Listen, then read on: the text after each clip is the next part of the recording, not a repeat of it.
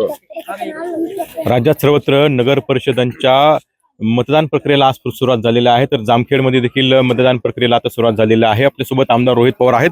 काय सांगा, मतदान प्रक्रियेला आता सुरुवात झालेली आहे, काय एकंदरीत वातावरण? लोकांचा प्रतिसाद नक्कीच आहे।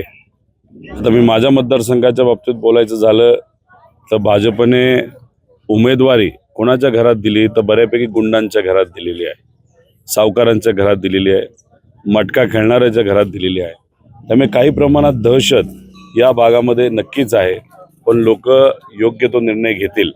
पण गेल्या काही दिवसामध्ये आपण जर बघितलं तर इलेक्शन कमिशनचा जो काही वागणूक आहे ते अतिशय चुकीच्या पद्धतीची वागणूक आहे।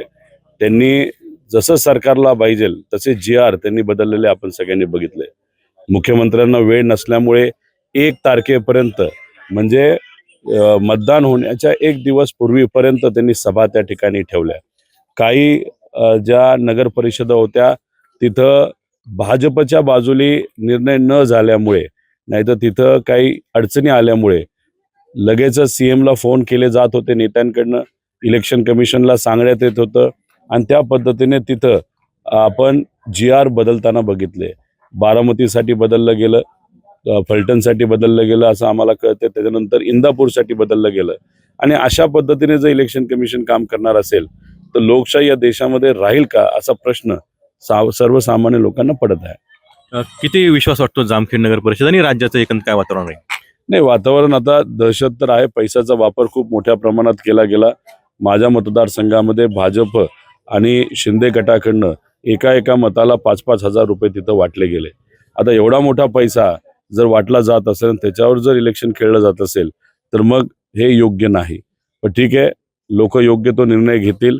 जामखेड नगर परिषदेमध्ये नक्कीच राष्ट्रवादी काँग्रेस, शरदचंद्र पवार, शिवसेना उद्धव ठाकरे साहेबांची आणि काही इतर मित्रपक्षाची सत्ता 100% जामखेड नगर परिषदेमध्ये आल्याशिवाय राहणार नाही। आम्ही सामान्य लोकांना संधी दिलेली आहे, त्यामुळे जामखेड शहरातले सामान्य लोक नक्कीच राज्याला आणि देशाला एक दिशा देतील की सामान्य लोकांना प्रतिनिधित्व करण्याची संधी दिली तर आम्ही त्यांच्या पाठीमागे भक्कमपणे उभा राहतो।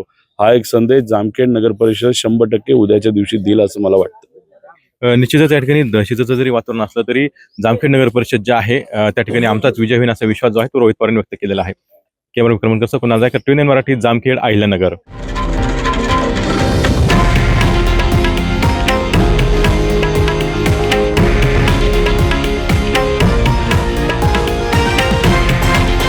हे आहे देशातील नंबर 1 न्यूज नेटवर्क आणि आपण पाहत आहात TV9 मराठी, एकमेव।